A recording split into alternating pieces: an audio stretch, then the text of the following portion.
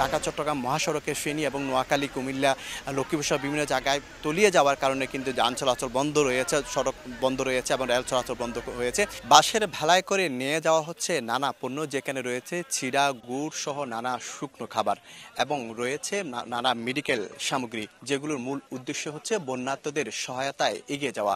চট্টগ্রাম থেকে বিভিন্ন, বিশেষ করে চট্টগ্রাম ফটিকছড়ি, হাটহাজারী, রাঙ্গুনিয়া, রৌজান সহ যে বিস্তীর্ণ এলাকা পানি নিচে তলিয়ে গেছে, সেখানে কিন্তু বিভিন্ন সংস্থার পক্ষ থেকে বিভিন্ন, বিশেষ করে যে কোটা সমন্বয়ক যারা আছে, সমন্বয়কের পক্ষ থেকে বিভিন্ন উপজেলায় তারা টিম গঠন করেছে। সেখানে কিন্তু সেই পণ্য সামগ্রীগুলো নিয়ে যাচ্ছে এবং মানুষের ঘরে ঘরে কিন্তু, মানুষের হাতে হাত রেখে কিন্তু মানুষের যে বন্যার্ত যে মানুষগুলো রয়েছে তাদের ঘরে সেই পণ্যগুলো পৌঁছে দেওয়া হচ্ছে। বেশি অতিরিক্ত পানির জন্য কিন্তু আমরা দূরত্ব জায়গা যাইতে পারি না, যেতটুকু যাইতে পারছি অতটুকু বিভিন্ন সময় যাহা কিছু পারছি তাহা নিয়ে পৌঁছাইছি। আমাদের পার্শ্ববর্তী হারুয়ালছড়ি, যেটা পূর্ব ফটিকছড়ি বলা হয়, ওখানে কিন্তু কোনো লোক যাওয়া হয় না এখনো।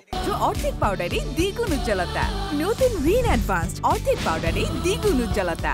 অন্যদিকে যে আমরা সড়কে যে দৃশ্য দেখেছি, সেখানে সকাল থেকে কিন্তু শত শত ট্রাকে করে করে বন্যার্থীদের জন্য কিন্তু বিভিন্ন শুকনো খাবার, কলা, পাউরুটি, বিস্কিট সহ যে শুকনো খাবার, সেগুলো ট্রাকে ভরে ভরে নিয়ে আসছে। বিভিন্ন দলে বিভক্ত হয়ে শত শত ট্রাক আমাদের চোখে পড়েছে। এখন এগুলো মানুষের পাশে দাঁড়ানোর জন্য তারা কিন্তু করেছেন।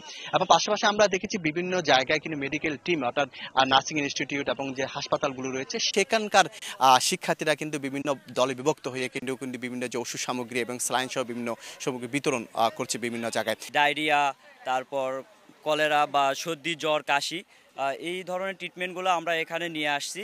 এবং আমাদের সঙ্গে অক্সিজেন সাপোর্ট, তারপরে কোনো প্রসূতি মায়ের ডেলিভারির জন্য আমাদের 2 জন ফিমেল আছে, ফিমেল নার্স। ছোট বাচ্চাদের অনেকে থাকে যে জ্বর, সর্দি কাশি হচ্ছে, স্কিন প্রবলেম হচ্ছে, তাদের যে প্রাথমিক সেবাটা আমরা ওইটা দিচ্ছি।